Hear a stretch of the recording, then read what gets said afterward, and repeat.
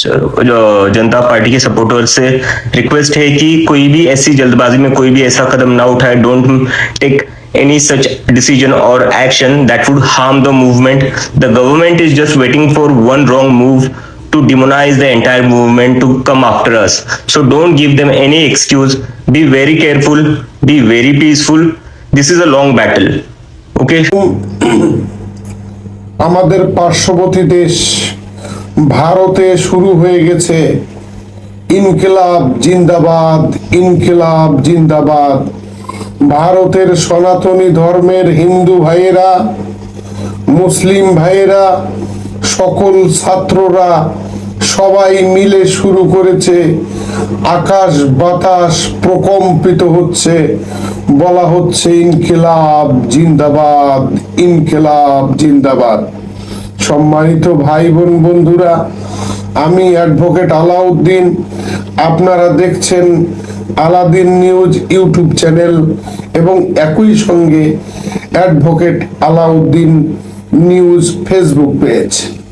সম্মানিত ভাই বোন বন্ধুরা, অত্যাচারী যারা তাদেরকে দুনিয়াতেই কিছু শাস্তি পেতে হয়। নমরুদকে আল্লাহ রব্বুল আলামিন যেমন মশা দিয়ে মেরেছে, নমরুদ যেমন মশা দিয়ে মেরেছে, আর ফেরাউনকে মেরেছে আল্লাহ রব্বুল আলামিন মিশরের নীল নদীতে।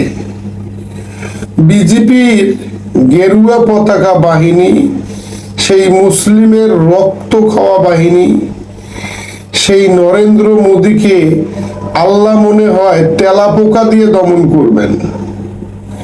আমরা সবাই তেলাপোকা দিয়ে দমনের কথা শুনছি, কিন্তু আসল ইতিহাসটা আমাদের আসলে অজানা। আসল ইতিহাসটা নিয়ে আমি কথা বলার আগে আমি আজকের পরিস্থিতি নিয়ে ভারতের একটু কথা বলতে চাই।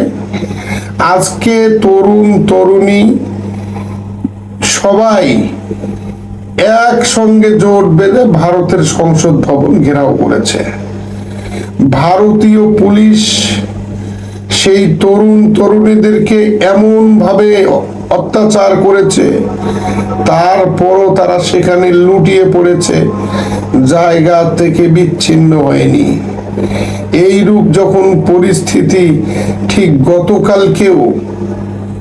গতকালকেও ভারতের তরুণ ছাত্ররা সংসদ অভিমুখে রওনা হলে সেই সংসদে অভিমুখে রওনা হওয়ার খবর শুনে নরেন্দ্র মোদী একটা কালো জিপে, কালো গ্লাস পরে, বর্ষাকালীন অধিবেশন চলছিল সংসদ ভবনে, সেখান থেকে বের হয়ে গেছে। বর্তমানে কোথায় আছে কেউ জানে না, খোঁজ পাওয়া যাচ্ছে না। এই নরেন্দ্র মোদীর বিরুদ্ধে যে আন্দোলনটা এখন সমগ্র ভারতে চলছে, এটার পিছনে যেটা কারণ, সেটা হচ্ছে মে মাসের দিকে মহামান্য সুপ্রিম কোর্টে একটা রিটের শুনানি চলছিল। ভারতের সুপ্রিম কোর্টে একটা রিটের শুনানিতে সেই সুপ্রিম কোর্টের প্রধান বিচারপতি 3টে মন্তব্য করেছেন। আমরা তো শুধু ককরোচের কথা শুনেছি, কিন্তু ককরোচের আগে একটা মন্তব্য করেছেন, যে মন্তব্যের কারণে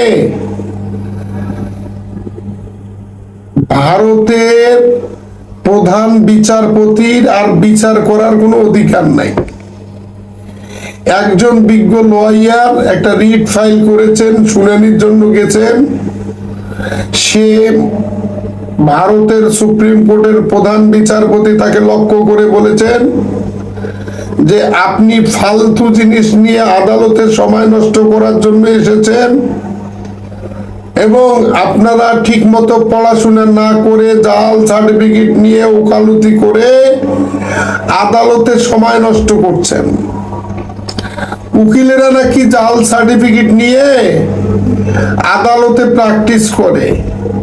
আর এই বক্তব্যটা দিয়েছে সুপ্রিম কোর্টের প্রধান বিচারপতি ভারতের, এশিয়া উপমহাদেশের কোন উকিল, আমি অ্যাডভোকেট আলাউদ্দিন ছাড়া এশিয়া উপমহাদেশের কোন উকিল এইটার কোনো বিরোধিতা করে নাই। তারপরে আরেকটা অবজারভেশন লেখছে, মামলা তো খারিজ করে দিছেই, মামলা খারিজ করে দেওয়ার পরে আরো দুইটা অবজারভেশন লিখেছে। একটা অবজারভেশন বলেছে যে এদের এই যে রিটের পক্ষ যারা ছাত্র, এই ছাত্রদের খায়া দেয়া কোনো কাজ নাই, সারাদিন তারা ফেসবুকে বিভিন্ন ডিজিটাল প্ল্যাটফর্মে ককরোচের মতো ঘুরে বেড়ায়। ককরোচ মানে তেলা পোকা, এমার কাজ নাই, এরা তেলা পোকার মতো ঘুরে বেড়ায়। সম্মানিত ভাই বোন বন্ধুরা, যখন তেলা পোকা বলে ফেলেছে ছাত্রদেরকে, ছাত্ররা ঠিকই তেলা পোকা সেজেছে।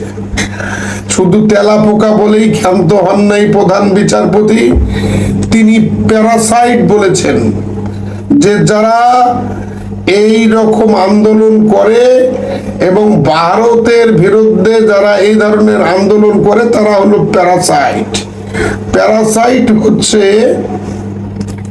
একটা ভাইরাস। তাহলে ভারতের ছাত্রদেরকে দুইটা অপবাদ দিয়েছে, একটা হলো ককরোচ তেলাপোকা, আর একটা উপাধি দিয়েছে ভাইরাস। আর পৃথিবীর সকল উকিলকে এই প্রধান বিচারপতি অপবাদ দিয়েছে যে উকিলেরা জাল সার্টিফিকেট নিয়ে আদালতে যায় সময় নষ্ট করে। কোন উকিল এটার প্রতিবাদ করে নাই আজ পর্যন্ত, না ভারতের উকিল, না বাংলাদেশের উকিল, না পাকিস্তানের উকিল। উকিলেরা উকিলের বিরুদ্ধে এত বড় কথা বলার পরেও ভারতের প্রধান বিচারপতির রুলিং গুলো যখন আমাদের আদালতে পরিদর্শন করা হয়, বলা হয় যে ভারত এই মামলার এই রায় দিয়েছে। আমি অস্বীকার করি না ভারতের রায়ের যে আগের গভীরতা এবং বর্তমান বিজেপি সরকারের আমলে ভারতের বিচার অঙ্গনের যে রায়, এই রায়গুলি পড়লে মনে হয় এগুলো বিচার না, এগুলো বিজেপি লিখে দেয়। আর সেইগুলি নিয়ে এসে আমরা বাংলাদেশে দাখিল করে বিচার আমরা আমাদের পক্ষে রায় চাই। নো, ভারত সুপ্রিম কোর্টের কোন সিদ্ধান্ত বাংলাদেশ গ্রহণ করতে বাধ্য নয়। ভারত সুপ্রিম কোর্টের সিদ্ধান্ত পারসুয়েসিভ হলেও এখন সেটা আমাদেরকে বিচারক মহোদয়কে লক্ষ্য করতে হবে। ভারত এখন ন্যায্য বিচার করছে না, তারা শুধুমাত্র গেরুয়া পতাকা বাহিনী, শিব সেনা, আরএসএস বাহিনী এবং বিজেপির মুখ দেখে বিচার করছে। সম্মানিত ভাই বোন বন্ধুরা, নরেন্দ্র মোদী যে ভুলটা করেছিল, এই আন্দোলনের পিছনে যে ভুলটা, সে ভুলটা ছিল এরকম যে ভারতের মেডিকেল পরীক্ষা যখন হলো, এই মেডিকেল পরীক্ষার সময় 21 জন ছাত্র আত্মহত্যা করেছে, পরীক্ষা দেওয়ার পরে আত্মহত্যা করেছে। তো এই 21 জন ছাত্র আত্মহত্যা করলো কেন? আত্মহত্যা করলো এই কারণে যে তারা মেধাবী ছাত্র, মেডিকেলে পড়ার জন্য তারা দিনরাত পরিশ্রম করেছে, কিন্তু দেখা গেছে যে বিজেপির কিছু লোক প্রশ্ন বিক্রি করছে, অর্থাৎ প্রশ্ন ফাঁস করে দিচ্ছে। বিজেপির বড় বড় নেতার ছেলেদেরকে প্রশ্ন দেওয়া হয়েছে এবং যারা নরেন্দ্র মোদীর হয়ে কাজ করে তাদের সন্তানদেরকে প্রশ্নপত্র দেওয়া হয়েছে। কিছু কিছু ক্ষেত্রে বিজেপির নেতারা প্রশ্নপত্র বিক্রি করেছে এবং ভালো ছাত্ররা চান্স পায় নাই মেডিকেলে। খারাপ ছাত্ররা যখন চান্স পেয়েছে তখন ভালো ছাত্রদের মধ্যে 21 জন আত্মহত্যা করেছে। সাধারণ ভারতের ছাত্ররা ব্যথিত হয়েছে, ব্যতীত হওয়ার পরে এইটার বিষয়ে নিজেরাই সামাজিক যোগাযোগ মাধ্যমে আলোচনা সমালোচনা শুরু করেছিল এবং তৎপ্রেক্ষিতে এই প্রশ্নপত্র ফাঁসের বিষয়টাকে কেন্দ্র করে যখন রিট করা হয়, সেই রিটে প্রধান বিচারপতি যে আপত্তিকর বক্তব্য উকিলদের সম্পর্কে দিয়েছে, আপত্তিকর বক্তব্য যে আবেদনকারী রিটকারীদের সম্পর্কে দিয়েছে এবং রিটকারী এবং বিজ্ঞ লয়ারকে যে প্যারাসাইট বলেছে, আজকে এই বিশ্বর মানচিত্রে ভারত এখন একা হয়ে গেছে। ভারত চিন্তা করেছিল বেলুচিস্তানকে স্বাধীন করে দেবে, রংপুর খুলনা অঞ্চলে দখল করবে, পার্বত্য চট্টগ্রামে অস্থির করবে। এখন ভারত নিজেই অস্থিরতার মধ্যে পড়ে গেছে। আল্লাহ, তুমি মুসলমানদেরকে হেফাজত করো, ভারতের মুসলমানদেরকে হেফাজত করো, এই দাবি রেখে ভারতের মুসলমানের জন্য তুমি সাহায্যকারী পাঠাও, এই দাবি রেখে আমি অ্যাডভোকেট আলাউদ্দিন আমার বক্তব্য, আমার কথা যদি আপনাদেরকে ভালো লাগে, আমার এই চ্যানেলটিকে সাবস্ক্রাইব করবেন, লাইক করবেন এবং ফেসবুক পেজে ফলো দিয়ে রাখবেন। ইনশাআল্লাহ তাআলা সবার আগে ইনসাফের পক্ষে সত্য তথ্য দিয়ে আপনাদেরকে আমি সহযোগিতা করব, কিভাবে ভারত বাংলাদেশের শুধু না সমগ্র পৃথিবীর মুসলমানের ক্ষতি করছে। ভারত যে শুধু বাংলাদেশের মুসলমানের ক্ষতি করছে তা না, ভারতের মিশন হচ্ছে সমগ্র পৃথিবীর মুসলমানেরা যেন ক্ষতিগ্রস্ত হয়। এই বিষয়টি নিয়ে আমি আরো লম্বা আলোচনা করব, সময় স্বল্পতার কারণে শুধু এতটুকু বলি, নমরুদকে মেরেছে আল্লাহ মশা দিয়ে, ফেরাউনকে মেরেছে পানিতে ডুবে, আর নরেন্দ্র মোদীকে ডুবতে যাচ্ছে ককরোচ। ককরোচ হচ্ছে এমন একটা নিম্ন শ্রেণীর প্রাণী যাকে বাংলাদেশে আমরা তেলাপোকা বলি। এই তেলাপোকা দিয়ে নরেন্দ্র মোদীকে ভারত থেকে বিদায় করবে।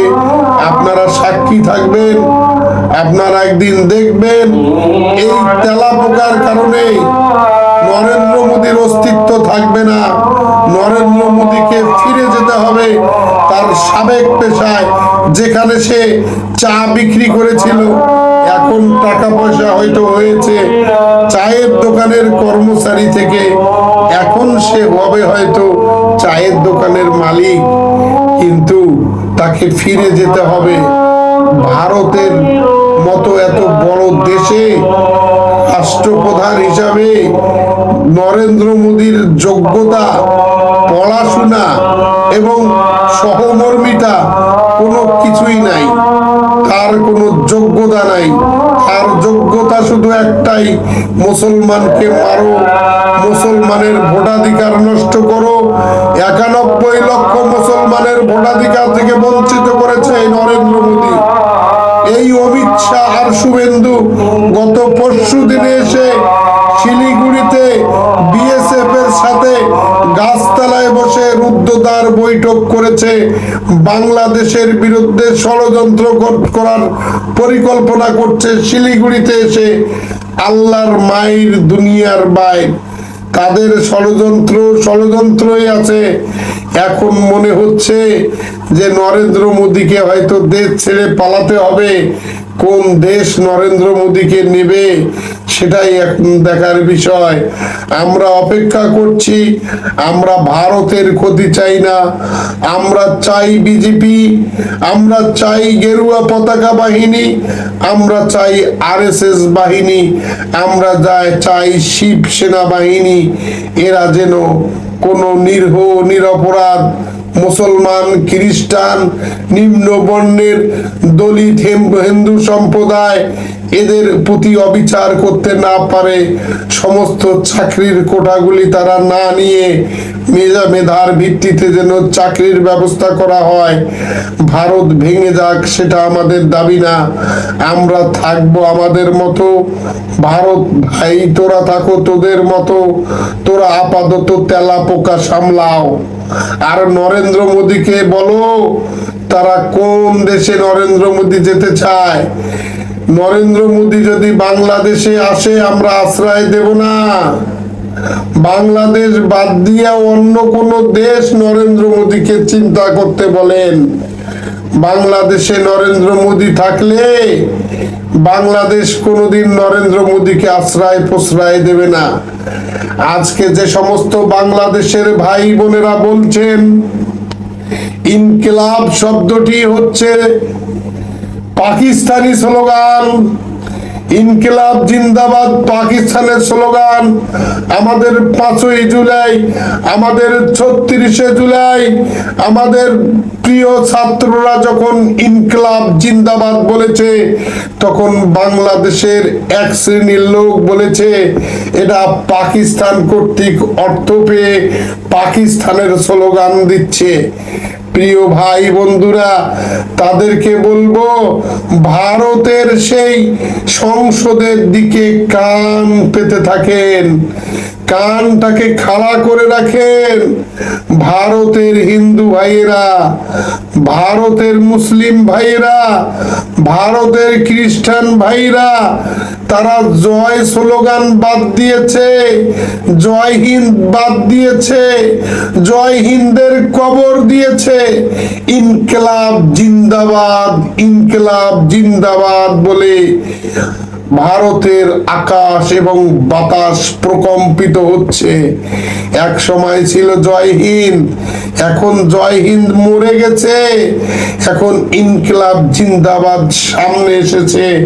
এটা শুধুমাত্র মুসলমানের স্লোগান না, এটা সমগ্র এশিয়া মহাদেশ থেকে শুরু করে সবারই আপামর জনসাধারণের স্লোগান। এটা কোনো পাকিস্তানি স্লোগান না। যারা পাকিস্তানি স্লোগানকে মনে করে আমাদের আন্দোলনকারী ভাই বোনদেরকে ট্যাগ লাগিয়েছিলেন, তাদের আজকে শোনার সময় হয়ে গেছে যে ভারত হিন্দু রাষ্ট্র হওয়ার পরও তারা কেন ইনকিলাব জিন্দাবাদ স্লোগান দিচ্ছে। সম্মানিত ভাই বোন বন্ধুরা, আপনারা আমার এই চ্যানেলটাকে, আমার কথাগুলা যদি আপনাদের ভালো লাগে, আপনারা আমার এই চ্যানেলটাকে সাবস্ক্রাইব করবেন এবং ছড়িয়ে দেবেন এবং বাংলার প্রত্যেকটা ঘরে ঘরে পৌঁছায় দেবেন। ভারত যে আমাদের শত্রু, ভারত এবং ইসরায়েল যে আমাদের শত্রু, এই জিনিসটি কি বোঝানোর জন্য আমার এই চ্যানেলের মূল লক্ষ্য। কখনো দখলদার রাষ্ট্র মুসলমানের ভালো চায় না, কখনো সেই وقل جاء الحق وزهق الباطل إن الباطل كان